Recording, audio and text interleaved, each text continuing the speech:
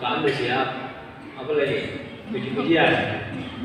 Yang saya muliakan Ustadz kita, Ustadz Effendi Sipayung, yang sama-sama kita hormati. Ya, beliau udah 2 periode. Kurasa kita lanjutkan aja 3 periode. Tak apa-apa juga, ya kan? Kan tak apa pilpres ini. Mudah-mudahan ya, akan bisa mempersatukan ya. Ustadz Hermansyah yang jago berpantun. Saya khawatir waktu tidur dulu pantun juga beliau. Ustadz Kori, Ustadz Salahuddin Al-Ayyubi, Bapak Ibu yang hadir, Bapak Ketua Panitia, Pak Ketua Panitia ini bukan sederhana nih acara ini. Ini acara serius, saya kasih tahu ya. 1, awak ngomong kecil suaranya besar, mikrofonnya bagus. Ya, itu 1. Ini saya puji nih, saya jarang-jarang puji orang.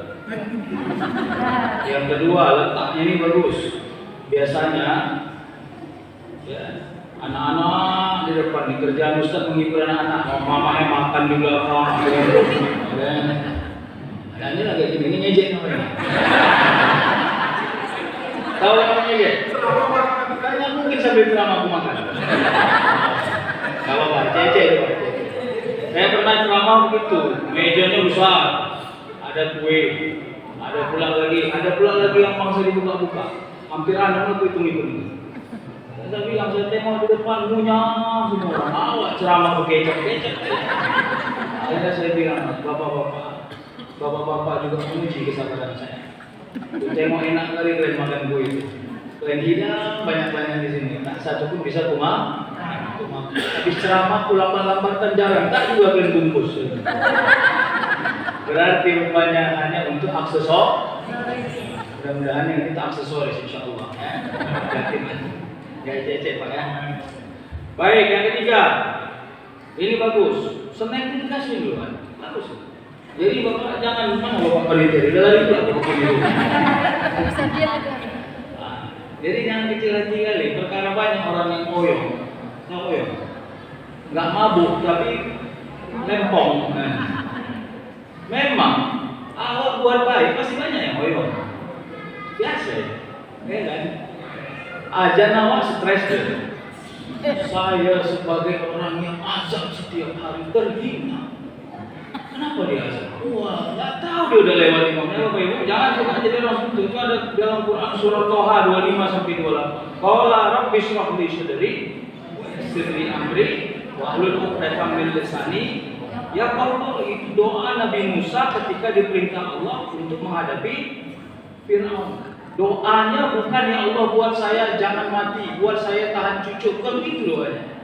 Doanya Rabbi ishrah li sadri. Karena banyak orang bermasalah hidupnya karena tidak berhasil mendamaikan hatinya. Bahwa sesuatu yang terjadi ini tidak harus sesuai dengan apa yang dia bayangkan. Jadi Bapak-bapak, ibu-ibu yang saya hormati, ini acara yang luar biasa, khidmat. Saya termenara kalau ceramah begitu yang kalau saya acaranya di luar. Banyak kali gangguannya, ya kan? Gangguan kereta lewat, gangguan angin badai, gangguan hujan, ya kan? Gangguan anak-anak naik ke atas pentas, banyak sekali. Jadi ini acara jangan dianggap sederhana. Acara yang berhasil itu sampai nilai dan tujuannya. Kepada ibu-ibu yang berjilbab kuning di depan saya ini. Oh ya, serius. Ya, luar biasa dapat piala ya. Mudah-mudahan piala ini menjadi amal jariah. Ini jilbabnya ini mahal nih. Kajian ibu-ibu kan begitu ya. Tapi ini bukan gosip-gosip. Saya mau kasih kata-kata kunci aja ya. Saya nggak bisa ceramah kayak Ustaz. Assalamualaikum warahmatullahi. Salamnya itu 2 menit. Saya langsung aja. 1. Nabi Muhammad Isra wal Mi'raj. 2. Yang dijemputnya 3. Dia Isra Mi'raj karena dia sedang sedih. Kenapa? Karena ada 2 orang yang meninggal. 1 pamannya Abu Thalib dari Haram ke Aqsa. Lalu dia naik ke Sidratul. Dari 50 waktu akhirnya jadi 5 waktu. Subuh, zuhur, asar, maghrib, isya. Udah selesai ceramah. Shadaqallahul azim. Udah kan? Apa ya? Karena yang penting esensinya itu sholat. Bu, dengar, jadi kan bilang serius. Nah, aman. Kalau nggak punya kan dulu kue di situ. Ya. Ini ada yang scoring kayaknya. Bapak Ibu begini, esensi dari sholat itu rasa takut kepada Allah. Itu yang paling penting. Saya mau cerita esensi aja. Kalau cerita sejarah buka aja di Google, banyak kali itu. Ya, dan saya nggak mau ulang-ulangi itu. Masalah besar kita ke depan adalah punya generasi yang tidak mau bergantung kepada siapapun. Ar-ro'atus tabna. Tapi dia lupa inna ila rabbika ruzqa. Itu ar-ro'atus tabna itu gini. Dia merasa dia punya kemampuan sehingga dia nggak punya alasan untuk bergantung kepada siapapun. Bu, sholat itu kalau tidak pandai menikmatinya, pasti rumit mengerjakan. Apabila dia menegakkan sholat, maka dia menegakkan sholat dengan kusala. Kusala itu malas. Malas itu penyakit jasmani. Ya, rambutnya yang gatal, kepalanya ikut koyong, kakinya ikut keseleo. Itulah alasan tidak sholat. Kusala itu penyakit. Anak-anak kita itu tak pandai, kalau tak pandai dia memahami sholat itu penting, maka nanti ke depan kita akan ketemu dengan generasi yang tak mau sholat. Saya mau ambil hikmahnya aja. As-sholatu imaduddin, faman aqamaha faqad aqamaddin, wa man tarakaha faqad. Ini prinsip yang menjadi kekuatan bagi diri kita. Bapak Ibu gini. Kenapa kita makan? Kenapa kita makan? Kenapa kita tidur? Ada nggak orang yang bosan makan? Ustaz, 69 Ustaz. Bosan kali saya makan, stres Ustaz, capek asik makan. Kalau ada orang yang begini jumpa, inilah alasan. Kalau ada orang yang tak pernah bosan makan, karena dia masih merasa ada tujuannya. Ada tujuan kenapa dia harus. Bapak Ibu apa tujuan sholat? Ada Pak yang jawabnya. Tadi begitu tanya apa tujuannya makan? Menghilangkan? Mudah kan? Apa tujuannya sholat?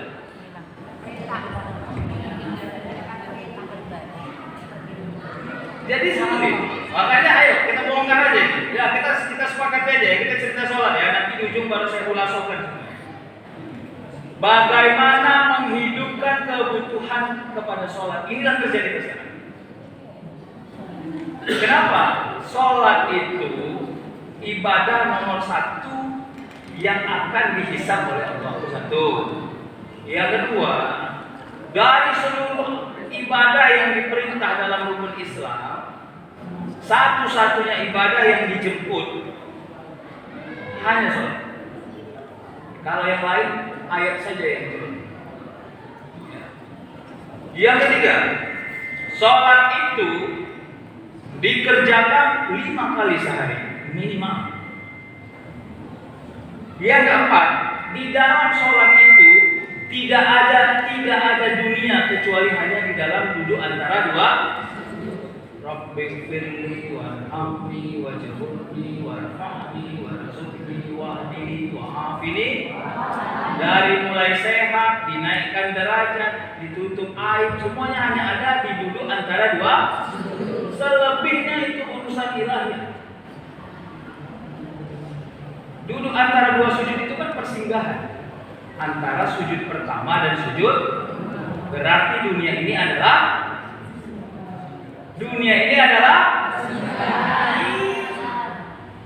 benar kan?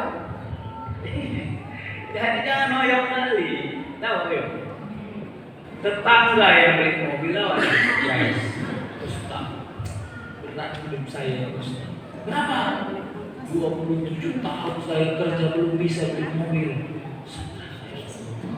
Kok stres Pak?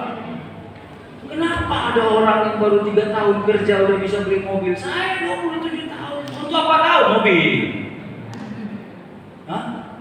Untuk apa mobil itu? Siapa yang punya mobil di tangan? Untuk apa mobil? Banyak orang begitu punya mobil oyong deh. Hujan lap. Sehari ini 6 kali hujan, 6 kali dia ngelap mobil. Padahal dia pun belum mandi. Jadi sering dia ngelap mobil. Kenapa? 16 bulan lagi cicilannya Ustaz. Berat kan? Berat kan? Berat. Bu, ini. Jika kau tak memiliki, maka kau tak terbebani. Itu aja prinsipnya. Nggak sulit.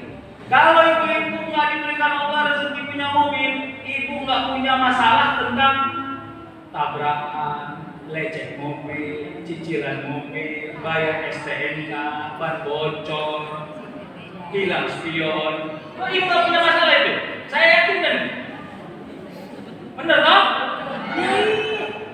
Gimana? Kita aja yang buat sulit. Kita aja yang buat sulit. Bu, makan yang harga 10.000 dengan makan yang harga 118.000 gopek. Kalau sudah mau dibuang ke mana? Oh, bisa toh? Kenapa harus bayar mahal ujung-ujungnya dibuang ke?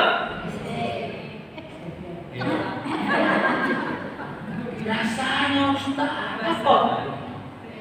Enaknya makan itu di mana? Enaknya makan di mana? Di lidah. Begitu sampai tenggorokan, tak ada enaknya makan. Iya kan? Kalau nggak percaya tanya sama orang sakit yang masuk dari hidungnya itu, selang-selang itu. Kalau nggak percaya sakit ibu. Tapi hebohnya nyari makan yang hanya hebat di lidah itu sampai menzalimi orang, mengambil hak orang, merusuhi orang, berat kan? Hah? Ini nggak ceramah Isra Miraj, Ustaz. Nanti kan aku bilang dari ceramah di awal sudah selesai. Isra Miraj sudah selesai. Kita ceramah yang lain aja, ya kan? Sekarang yang mau kita tunjukkan adalah kemampuan kita menunjukkan bahwa kita tahu diri di hadapan Allah. Karena orang yang bersyukur tidak tahu diri, potensi sombongnya tinggi.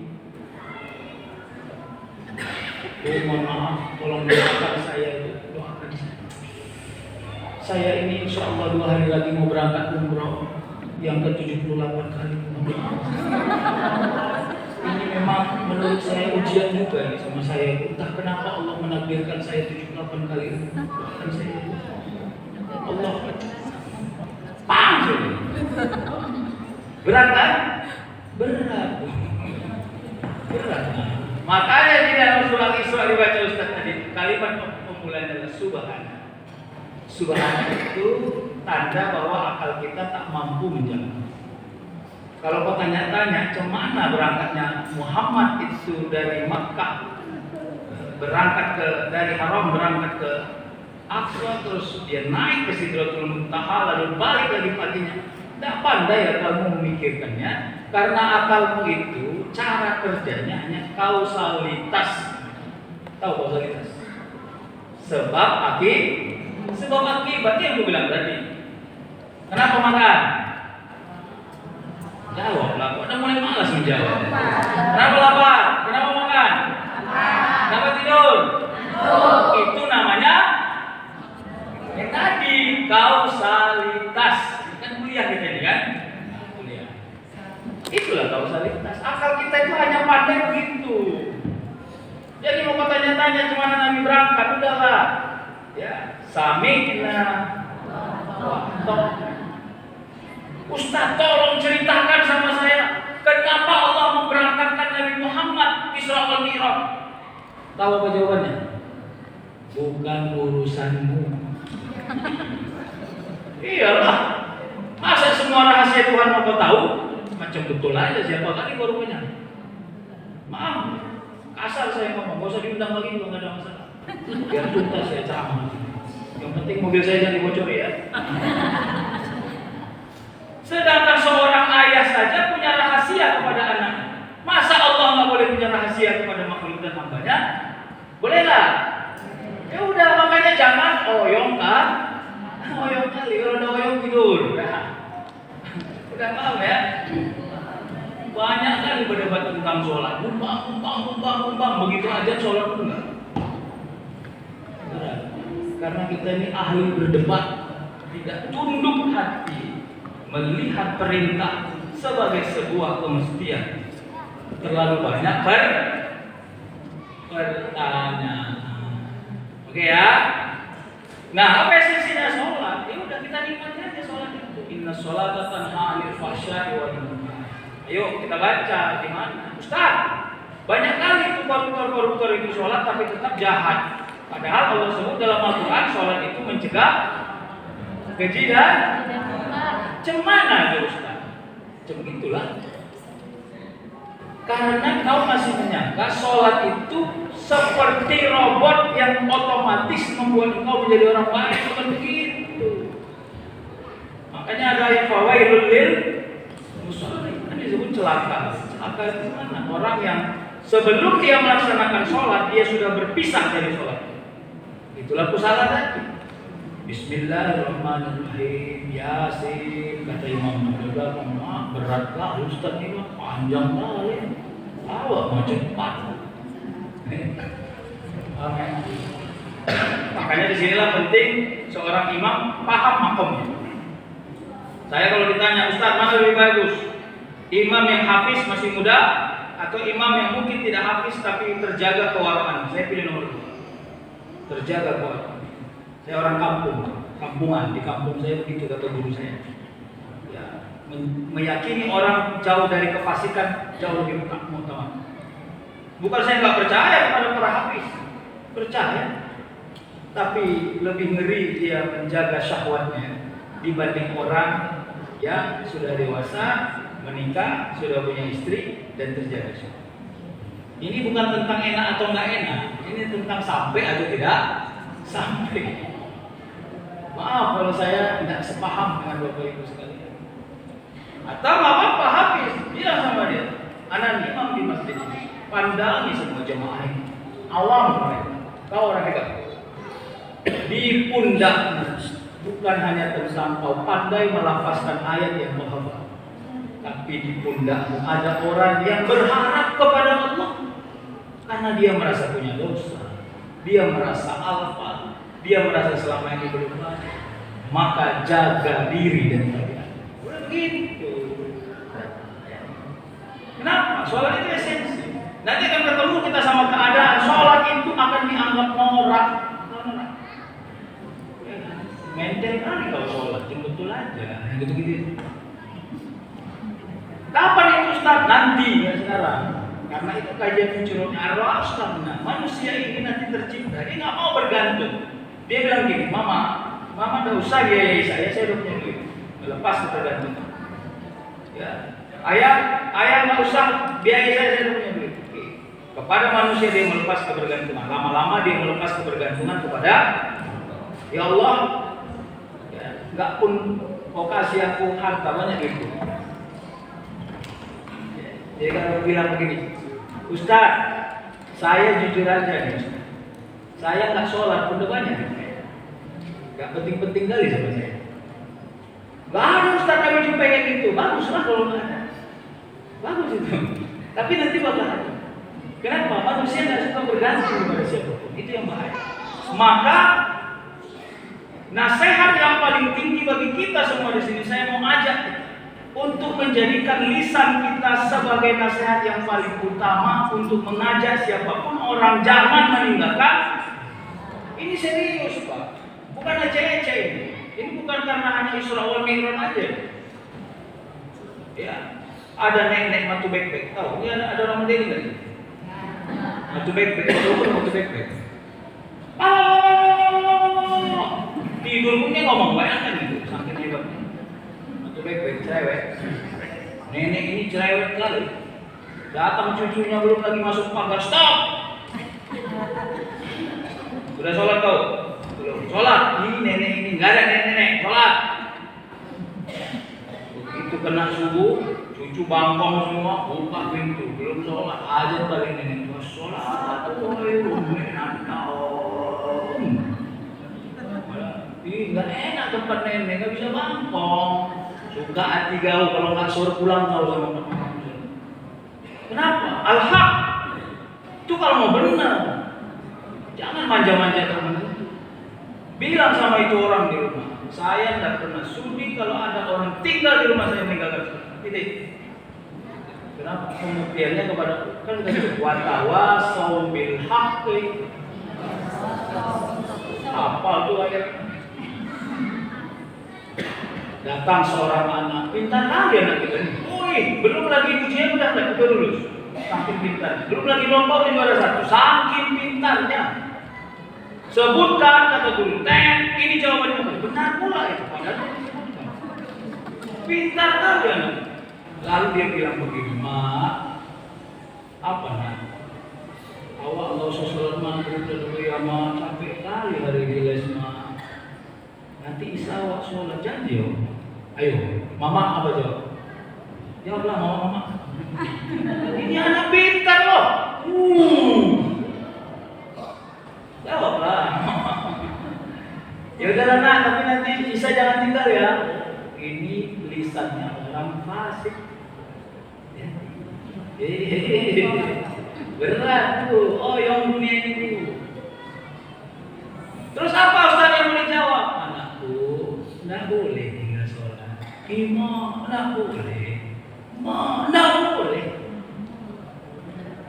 Apapun yang kau bilang tidak bohong. Walaupun setelah capek kita menasihatinya, dia tetap tinggal sholat. Setidaknya lengket di kepalanya bahwa mamanya tidak pernah setuju kalau anaknya tinggal. Itu yang penting.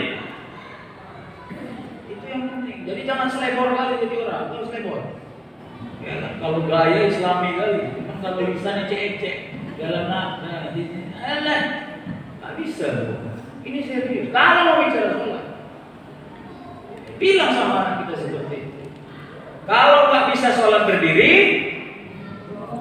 duduk. Kalau nggak bisa duduk, kalau berbaring pun nggak ada kemampuan, bisa pakai kelopak mata, memindahkan satu rukun ke rukun yang berikut. Tahu nggak maksudnya apa itu? Apalah maksudnya kira-kira itu? Tidak ada alasan meninggalkan. Ayo, apa lagi? Selesai toh? Selesai. Udah. Ustaz, apa kontribusinya sholat bagi kehidupan saya? Ini lagi selengean juga pertanyaan. Bandel lagi, ya kan? Gak apa-apa, kita jawab. Karena manusia ini akal kausalitasnya mengajak dia harus mendapatkan bukti. Kalau nggak dapatkan bukti bagi semua ecek. Allah ya Tuhanku, saya sudah 77 kali sholat duha, tidak tinggal-tinggal. Saya membaca dalam hadis yang diajari guru kami yang kumisnya tebal itu. Katanya orang sholat duha diluaskan. Tapi sampai 77 kali sholat duha ini gini-gini aja gue tengok hidupku ini. Aku jujur aja lah ya Allah, kalau sampai 80 kali kayak gini juga enceng aku sholat duha. Berat. Kita ini merasa sudah berkontribusi kepada Allah, sehingga kita suka nagih, gaya doanya pesimis. Ya Allah, jelek kali, udah pesek. Benar Bu. Kenapa nggak strong? Ustaz, kalau begitu kasih tahu saya, apa rezeki saya sholat duha 77 kali? Karena disebut dalam hadis, orang yang sholat duha diluaskan. Orang sholat duha yang nggak pernah tinggal, berapa kali kau tadi? 77 kali. Sini aku kasih tahu. Setiap orang yang hidup dikasih pagi, dan semua orang yang mendapati pagi tidak selalu bisa sholat duha. Kau hidup, kau lewati pagi, dan kau melaksanakan pagi itu dengan sholat, berarti rezekimu adalah ya sholat duha. Udah rezekimu ya itu. Jadi jangan loyo kali. Iya kan? Iya Bu. Jadi nggak usah kali tanya-tanya Tuhan apa rezeki saya sholat duha. Sholat duha itu kan rezeki. Ustaz, kok bisa gitu? Kalau kau tidak percaya sholat duha itu adalah rezeki, mati loh. Serius. Karena teman sejati yang paling akrab itu adalah amal. Kita menyangka capek mengerjakan semua amal yang kita kerjakan ini, mati kita. Oh ini saya kasih tahu, jangan kasih tahu bapak. Ini rahasia kita. Jangan pernah bergantung cinta pada makhluk. Kalau suamimu bilang sayang sama itu jangan bilang sama suamimu gimana.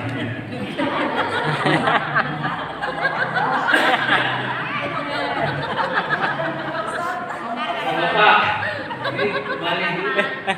Kalau biniku bilang cinta sama kamu, ini cece juga. Jadi Allah, saya tak mau berbohong. Manusia hanya pandai mencintai bila engkau ada. Bila engkau tiada, dia hanya sedang belajar melupakan diri. Kalau kau tidak percaya, matilah. Hanya itu yang pandai saya bilang. Mama, kenapa mama meninggal? Gududung, katanya. Udah lama, besok awak ziarah lagi ya mak. Udah maghrib, iya. Kau bilang cinta sama mamamu, tinggal bos itu. Nggak mau juga toh? Mati kau. Masih lagi disemayamkan di rumah, belum lagi dikuburkan. Nangis lebih ini. Meninggal ayah, meninggal uang, meninggal tulang katanya. Sudah nggak ada lagi dia. Udah nggak ada dia. Ada itu, masih ada sih. Tapi kenapa kita bilang nggak ada? Berbohong kita tahu.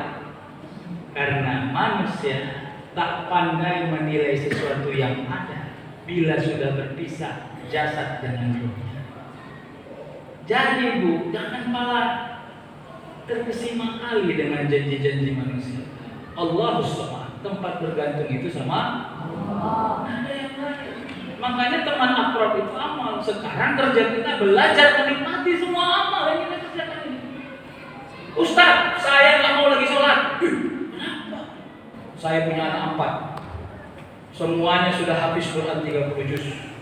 Saya sudah dapat 4 mahkota. Jadi saya putuskan sejak hari ini saya nggak sholat lagi. Kenapa? Percuma anak saya udah hebat. Udah Ustaz, lebih dari cukup amal saya itu. Nah, itulah masih hitung-hitung. Itu bandelnya jadi orang.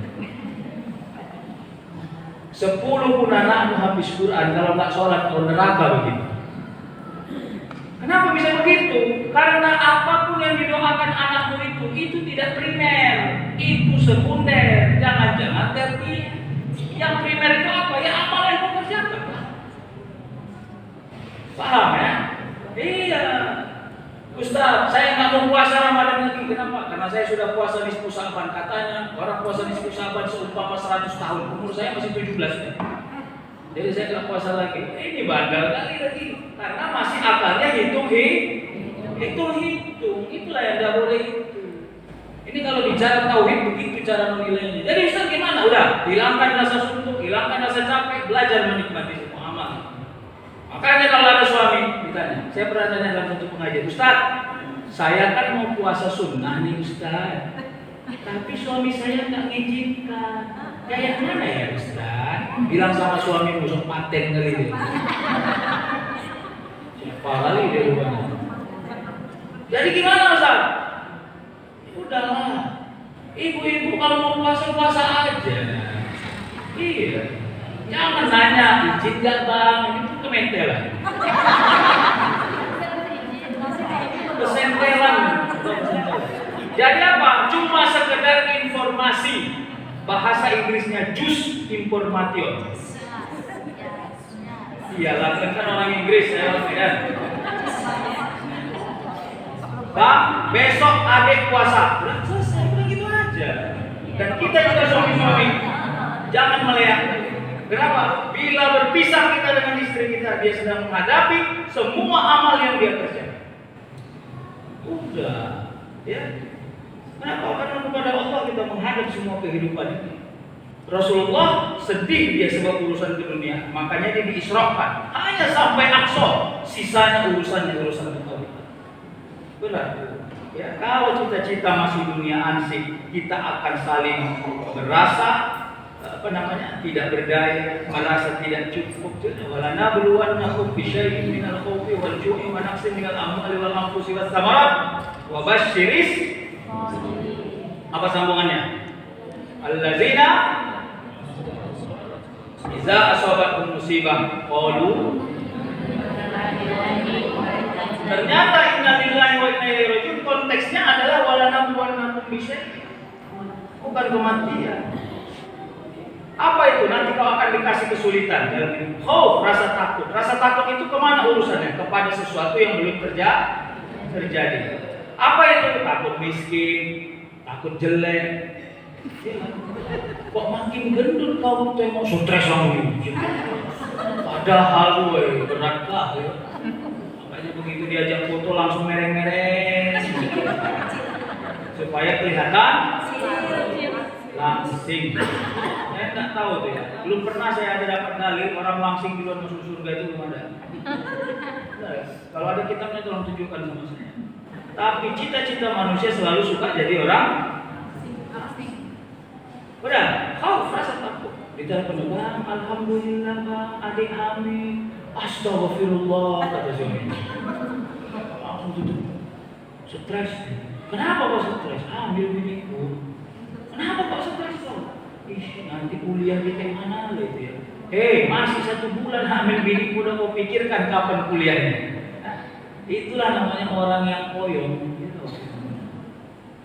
Kenapa? Ar-ra'au staghna, bilang dari awal. Manusia ini karena tidak pandai bergantung kepada Allah, dia merasa dia sanggup sendiri. Bandel kali jadi orang, disuruh sholat nggak mau. Inilah dia jadinya. Padahal wa ma min dabbatin fil ardi illa ma'allahi rizquha.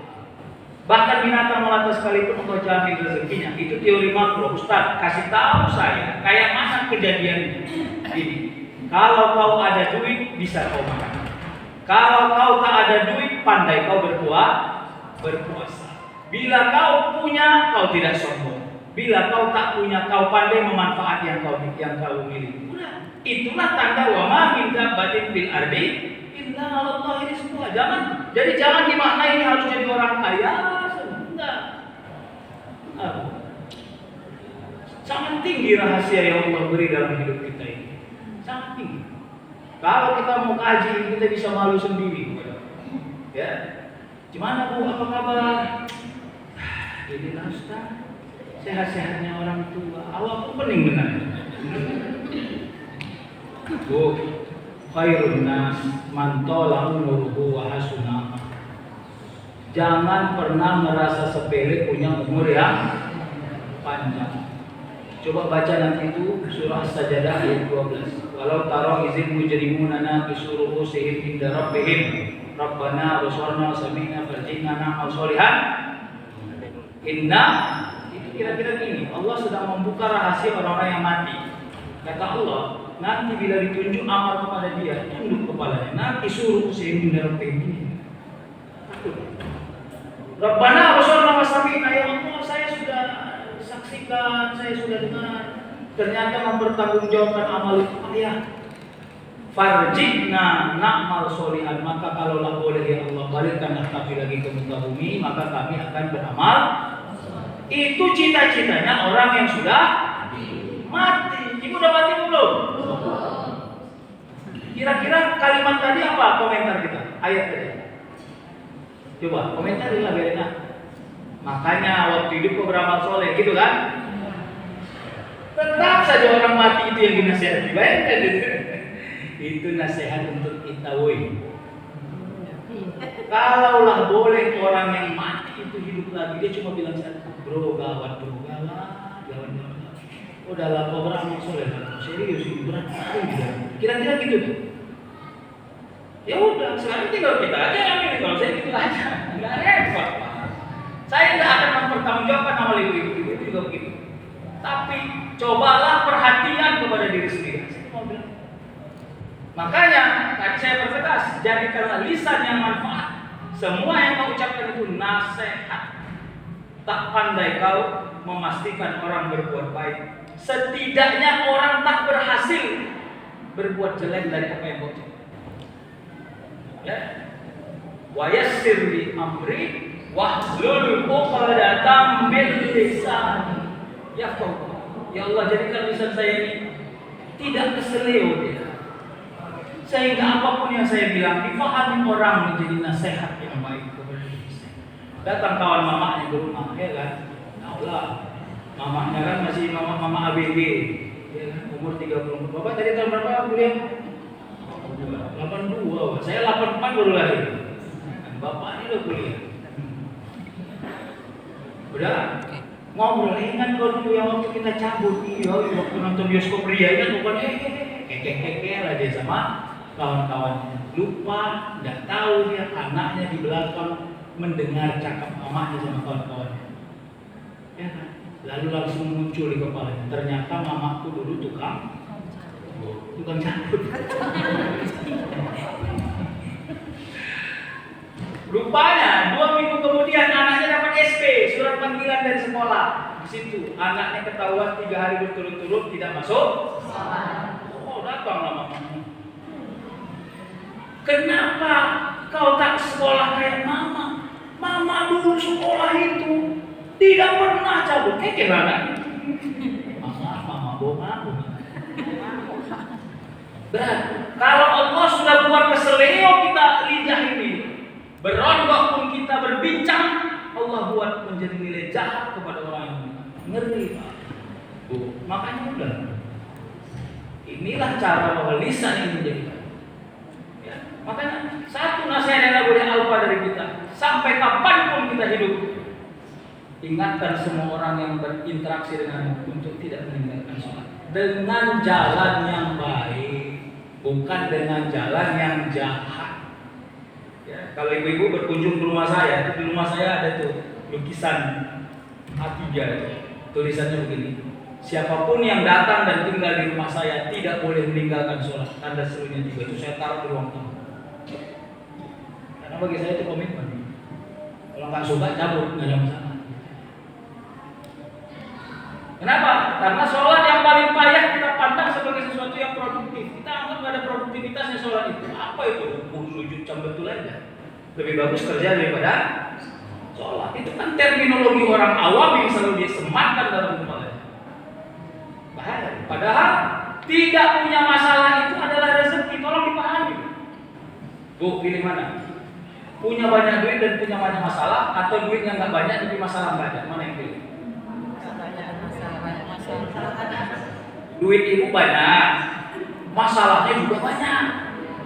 Atau nomor 2, duitnya nggak kalah banyak, tapi masalah nggak ada. Pilih mana? Kalah banyak duit. Cius lah. Nanti bohong. Sementara Ustaz yang tanya bilangnya gitu. Berat. Setan. Ya ayyuhallazina amanu khulu fis silmi bagus nih adik, bagus. Wala tattabi'u khutuwatis syaitan innahu lakum aduwwum mubin. Wahai orang-orang beriman, kata Allah, khulu fis silmi kafah. Masuklah kau ke dalam agama Allah itu dengan sempurna, total, serius, nggak ecek-ecek, jangan main-main. Itu kira-kira. Ya, kalau cair kok Islam, kalau nggak cair nggak mau, jangan gitu, nggak boleh. Ya, wala tattabi'u khutuwatis syaitan, jangan ittiba kepada syaitan. Tahu ittiba? Ittiba itu ngekor, dia ke kanan awak, dia ke kiri awak, betul aja, nggak ada yang jelas dalam hidup. Kenapa? Karena setan itu innahu lakum aduwwum, dia musuh yang nyata. Itu nampak atau nggak nampak? Nyata kan? Mubin itu bayin, nyata itu nampak atau nggak nampak? Saya nyata nggak? Nampak? Serius lah. Kalau nampak warna apa lah sebenarnya saya?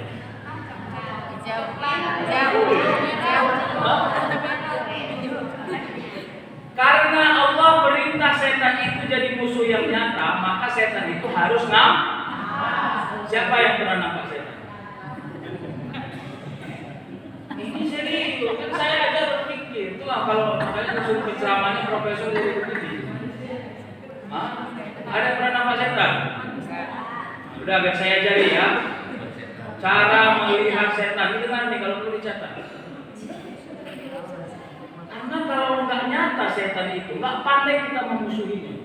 Saya sedang memusuhi rasa malas, bagaimana itu? Mau apa ya rasa malas itu? Buka dulu. Mana cara nunggunya? Coba lah. Berat. Itulah kenapa kita nggak pernah berhasil memusuhi malas, karena malas selalu tidak pernah nampak. Manusia ini kan sudah saya bilang tadi, makhluk kausalitas, dia nggak pernah tahu kalau yang ada itu ada kalau nggak nampak.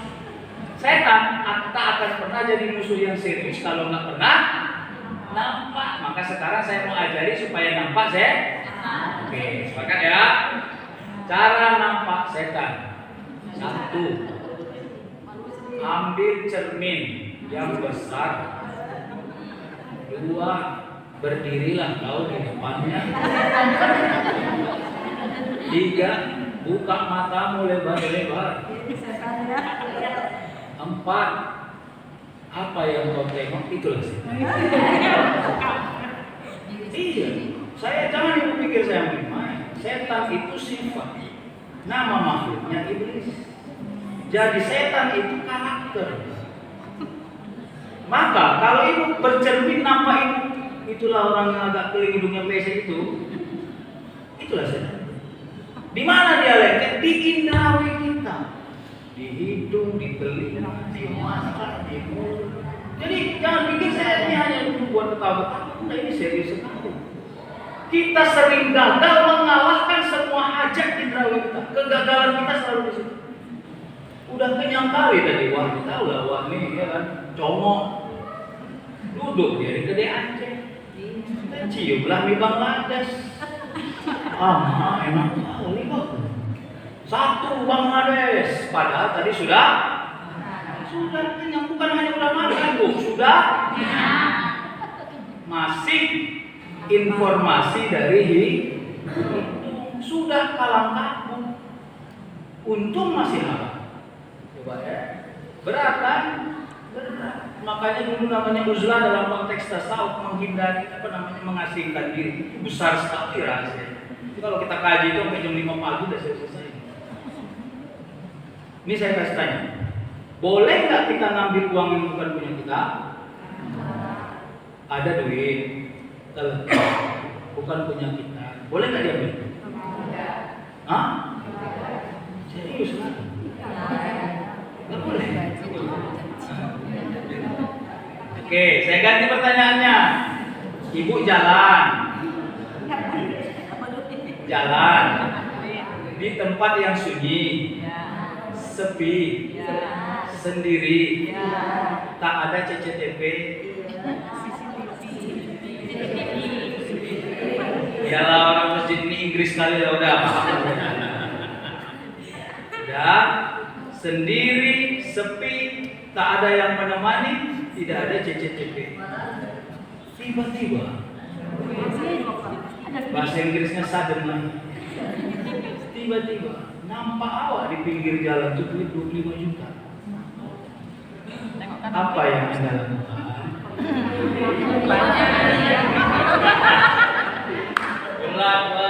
Nggak usah dijawab. Nanti salah jawabannya. Ustaz, saya teguh nggak saya ambil. Namanya belum kejadian. Oh iya, babi.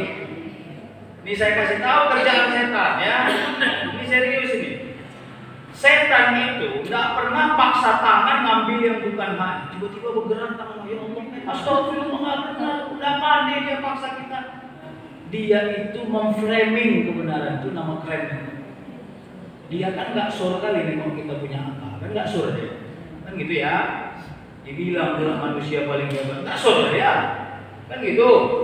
Lalu ditanya sama Tuhan, apa hebatnya manusia? Punya akal, bisa membedakan yang hak dan yang batin. Oke Allah, goda dia lewat.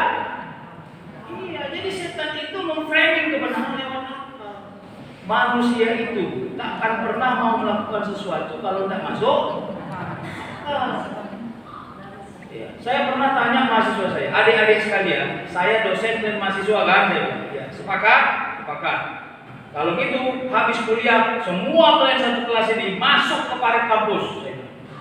Oh, nggak mau orang tuh. Nggak mau kan Pak? Apa hubungannya dengan mata kuliah? Nggak mau kan Pak? Nggak mau semua. Sampai saya paksa, nggak mau. Lalu akhirnya saya bilang begini, adik-adik, ini serius. Kalau ini benar sih. Tadi pagi saya ditelepon sama kawan saya. Katanya begini, dia naruh duit di depan paret kampus kita itu. Sepanjang paret itu ada 20 miliar. Jadi saya mau minta tolong sama kalian, bantu saya ambil duit itu. Nanti 10% untuk kalian. Lalu saya bilang, kalau seandainya ini benar, mau nggak kalian masuk paret? Lalu mahasiswa saya bilang, gak usah disuruh pun Pak, kami mau. Berat Pak, karena manusia itu makhluk rasionalis. Kalau dia dapat alasan yang jelek jadi benar. Paham ya? Maka tadi kasus yang seperti tadi itu, setan akan ngajak kita membentuk kebenaran di dalam kepala kita. Dia akan bilang begini, premis tadi. Pucuk dicita, ulang penting. Nyari duit goceng pinggir jalan aja payah. Ini nampak 25. Betul? Saya ini bertugas sebagai setan ya saudara. Yang kedua, kalau bukan izin Allah, tidak mungkin ini terjadi. Keren kan? Keren. Yang ketiga, saya punya kebutuhan A, punya kebutuhan B, punya kebutuhan C, punya kebutuhan D. Punya alasan saya ambil uang ini. Yang keempat, kalau saya takut ini haram, saya infakkan 10%. Diinfakkannya pula, padahal cuma halal. Yang kelima, kalau seandainya ketahuan sama yang punya, nanti saya ganti nyicil. Yang keenam, kesimpulan. Apa kesimpulannya? Ambil, payah aku bilang ambil. Berat, ya kan? Kenapa kita pandai menjawab sesuatu? Karena belum terjadi. Itu namanya akal idealis di dalam kepala. Kalau Bapak itu nggak percaya, cari. Kalau ada di sini misalnya atau di mana pencuri ulung senior, coba tanya sama dia, Bapak pencuri senior, menurut Bapak berdosa nggak mencuri? Pasti dia jawab berdosa. Kenapa? Karena saat itu yang menjawab akal idealisnya paling atas. Tapi bila itu terjadi sama dia benar, makanya bagus doa itu, ada satu doa itu. Ya. Ketika kita mengatakan kepada Allah, Allahumma inna ala zikrika wa syukrika, kita minta ya Allah, ini bahaya ya. Aku minta perlindungan kepada Engkau untuk aku mengingat Engkau terus. Ya Allah, saya jahat ya. Kalau urusan duit jahat kali aku ya Allah. Makanya kalau kau kasih aku ujian, janganlah urusannya tentang gitu, bilang aja. Itu namanya pengakuan kepada Allah dan esensinya ada di dalam salat. Makanya Bapak Ibu, kalau saya bilang tadi bahwa pandangi dirimu di dalam cermin, karena dia selalu menggoda kita, dia framing itu kebenaran. Kau jangan taat kali jadi orang jahat aja kalau taubat masuk surga kok. Enak kan? Ada pengajian ibu-ibu yang jelas bukan di Kelurahan Binjai ini. Pengajian di sana. Karena orang itu asal pengajian 16 orang aja. Ya kan? Pengajiannya 2 bulan sekali. Jadi adalah satu ibu donatur. Dibilang kayak gini. Karena kita cuma 16 orang, inilah Bu ya, nanti saya aja lah yang ngasih kuenya ya. Ya, ngaji orang itu. Januari kampus anak, kena Maret kasih kue, kena September udah nggak ada kue, padahal Ustaz sudah datang. Oh ya kan, ada kue. Akhirnya di di WA grup, Bu mohon izin kue kita hari ini mana ya Bu? Tahu apa jawaban ibu itu? Kalian lah, masa aku aja. Ini tanda sudah mulai capek. Karena setan juga ngajak kita capek beramal. Ya. Dia bilang, kau taat kali kau. Orang gak taat aja kau masuk surga, masa kau taat? Berat. Nah inilah masalah kalau tidak menjaga sholat. Saya mau ambil hikmahnya, cerita kemana-mana. Kalau cerita sejarah Isra wal Mi'raj buka aja YouTube, banyak kali itu. Udah. Itu. Supaya kita paham soal itu penting. Kasih tahu anak-anak kita, ya, bilang sama dia. Kalau kau tak percaya kata mama, terserah. Tapi yang nggak pernah hilang dari nasihat mama ini adalah jangan tinggalkan. Ma, aku udah dewasa, ma, aku udah menanggung dosaku sendiri, gak usah mama nasihati aku. Bilang sama dia. Kalau kau tidak mau dinasihati sebagai anak, aku nasihati kau sebagai seorang muslim. Bilang begitu, serius. Udah, itulah amal jariah yang kita lakukan. Saya wajib kasih tahu. Ya, jangan pernah tinggalkan sholat. Kalau perlu dikte, Ustaz, sabar kali saya udah capek. Saya nasihati anak saya sholat. Jadi bu, kalau kau sering bilang capek, tandanya udah mau mati. Ya, makanya jangan suka bilang jangan. Itu takut dekat aja itu. Serius. Saya kasih tahu 2 hal ya. Syarat orang mati, 1 habis rezeki, 2 habis ujian. Karena manusia yang hidup include dengan ujian. Kalau kau merasa capek menghadapi dunia ini, berarti kau sudah capek mengalami ujian. Jadi jangan terlalu dipublish rasa capek itu. Bang, capek kali adik jadi suami, jadi istri ya bang. Capek bang. 29 tahun kita nikah bang. Berarti udah gak capek, buktinya 29 tahun tak. Masa capek? Capek itu 3 hari udah tak tahan, itu baru ya, penutup. Gini, Muhammad itu manusia, tandanya dia sedih. Kenapa dia sedih? 2 orang meninggal.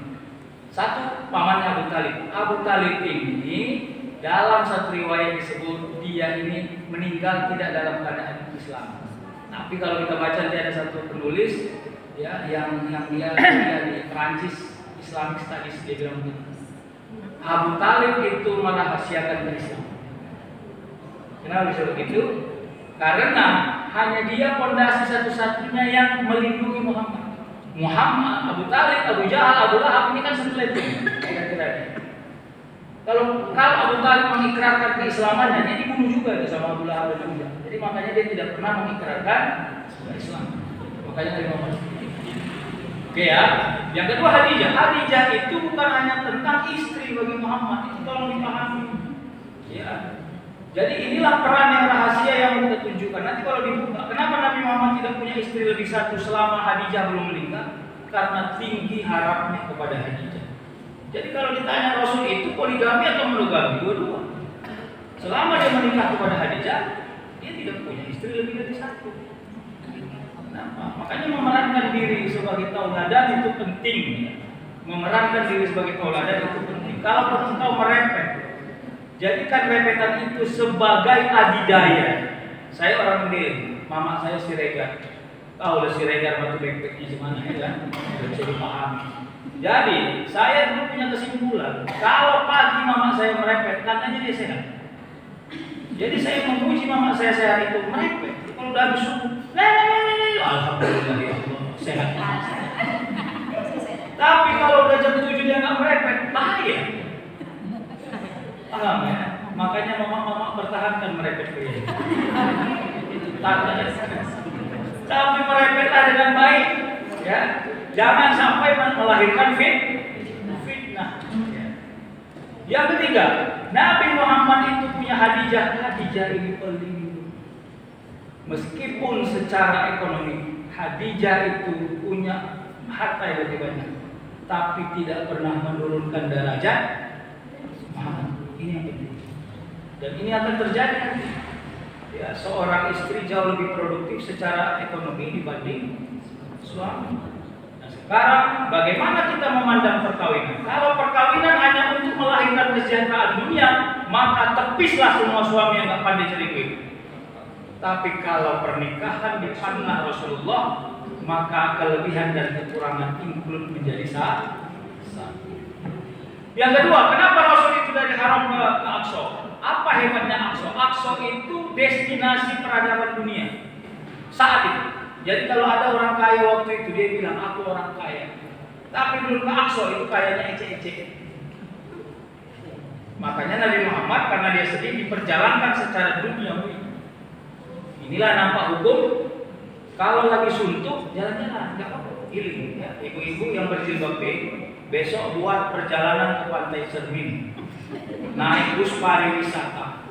Ya, iya, nggak ada masalah. Jalan-jalan itu sunnatullah. Kenapa? Kita melihat, mengamati, mengambil iktibar, mengambil pelajaran. Tapi jangan pula 12 bulan jalan-jalannya 40 kali. Ya kan? Berarti 1 bulan bisa 4 kali di jalan-jalan. Berarti itu suntuk kali berarti. Hampir tiap minggu jalan ya. Oke ya. Yang ketiga, ketika sholat itu disyariahkan, maka azamlah sholat itu menjadi benteng. Ibu-ibu, habis ini saya selesai. Saya 2015 atas izin Allah diberikan belajar pendek namanya short course ke Belanda. Jadi sampai di airport di Schiphol kami disambut sama mahasiswa biasa itu. Mahasiswa Indonesia kalau di luar negeri dia tahu aja kapan abang-abangnya udah. Kenapa? Karena mau rendang ya, dan makanan Indonesia ya, lezat ya. Sama kalau yang merokok mau rokok sigaretnya Indonesia, kira-kira gitu. Begitu turun di airport kita dijemput sama 5 orang. Saya ini cerita untuk iktibar. 3 laki-laki 2 perempuan. Dijamulah kami, diajak jalannya. Tapi hari kedua saya dan kawan-kawan heran. Perempuan berjilbab, laki-laki namanya ada Ahmad, ada lagi satu lagi Abdul apa gitu ya. Tapi tidak pernah ajar sholat, tidak pernah ajar sholat. Sampai saya ini nggak sholat di sini. Satu orang kita masih musafir apa kalau 2 tahun ini? Akhirnya saya punya kesimpulan. Kalau sholat tidak dianggap penting, tempat akan merubah karakter. Benar, serius. Jadi jangan dianggap remeh. Saya cuma bilang gitu. Ini bukan tentang cerita Nabi Rasul jumpa siapa di langit berapa, itu tak begitu esensi. Yang esensi pandaikah kau menjaga sholat bila kau mendapati Isra wal Mi'rajnya Rasulullah SAW. Maka kasih tahu anak-anak. Sampai akhirnya saya bilang, begitu saya udah tanya tuh hari kedua karena kali musafir saya sholat karena tidak ada masjid, tidak ada kiblat, namanya daerah minoriti. Tidak tahu kita bagaimana. Akhirnya setelah saya bawa serban tipis, di mana ada bisa seumpama waktu sholat. Akhirnya mereka malu sendiri ya. Akhirnya mereka ikut. Saya mau aja, bayangkan. Gimana lah orang tuanya itu. Tapi saya tidak mau gosip-gosip, saya cuma bilang ya Allah ampunkan saya. Ini bukan tentang pandai menyekolahkan anak ke luar negeri, bukan. Itu sekunder. Primernya adalah anak yang berhasil ditajamkan orang tuanya rasa takut kepada Allah. Kalau itu sudah ditajamkan, kemanapun kau beri anakmu pergi, dia tahu kemana tempat kembali. Tapi kalau tidak ditajamkan, hati-hati. Kita nanti hanya pandai mencetak anak yang sejahtera urusan dunia, tapi kaku pada urusan amal dan ketaatan kepada Allah. Tersongong di majelis. Terima kasih. Lebih dan kurangnya mohon maaf. Mudah-mudahan Allah memberi kemaafan dan keampunan sama saya. Mati